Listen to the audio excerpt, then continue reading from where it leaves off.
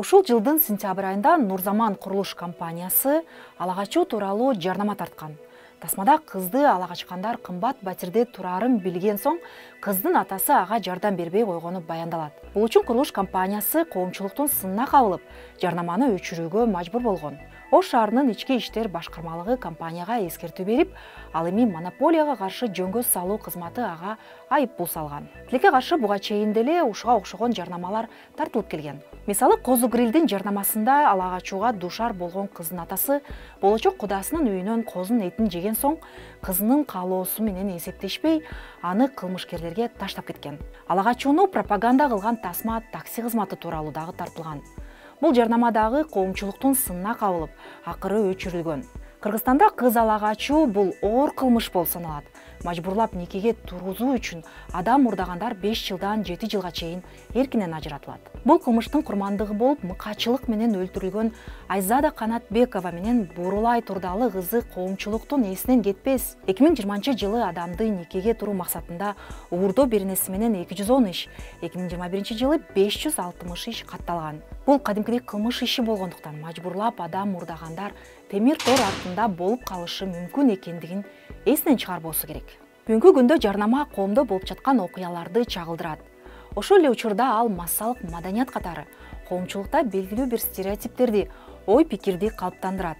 Гендердик теңсиздикти кадыресе көрүнүш катары сыпаттаган жарнамалар аялдарды аял болгон үчүн басмырлоо, аларды кодулоону коштогон кастык тилинин өнүгүшүнө шарт түзөт. Мырзаларга караганда аялдар өң келбети, баскан турганы, кийингени, сүйлөгөн сөзү үчүн көбүрөөк сынга кабылаарын изилдөөлөр тастыктайт.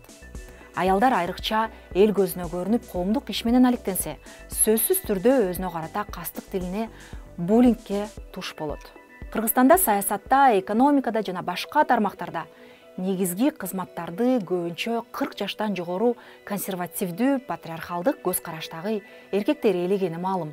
Ал эми аялдар шайлоого аттана турган болсо, же жөн гана жарандык позициясын билдирсе, болуп көрбөгөндөй кодулоого дуушар болот. Жумшак айтканда, буга эмне жок, үйүндө эле отура бербейби, кебетеси кантет дегенден баштап, оозго алгыс орой сөздөргө дагы көп калышат. Мисалы, 2020 жылкы парламенттик шайлоо учурунда аял талапкерлери жана БШК төрайымына карата ыплас сөздөр жазылып, онлайн чабуул болгон. Социалдык тармактардагы басмырлоочу комментарийлердин ичинен жынысына карап, башкача айтканда, аялды аял болгон үчүн эле кемсинтүү эң көп кездешкен.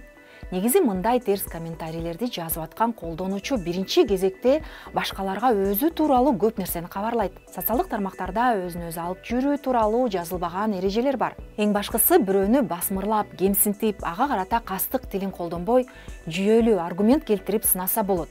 Ошондо дагы өң келбетин, жынысын эмес, жасаган иштерин. Баш мыйзамда тең укуктуулук тууралуу айтылган соң, кыздарды, аялдарды биринчи кезекте адам катары кабыл алып, ошого жараша мамиле кылуу, кастык тилинен мээрим тилине өтүү зарыл.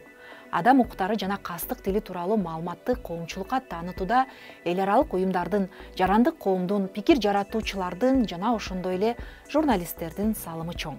Жыйынтыктап айтканда, ала качууну жарнамалоо аркылуу кардар же катталуучу топтойм деген компаниялар же блогерлер тескеринче өз беделине шек келтирип, коомчулуктун сынына кабылып калаарын ар дайым эстей жүрүү керек.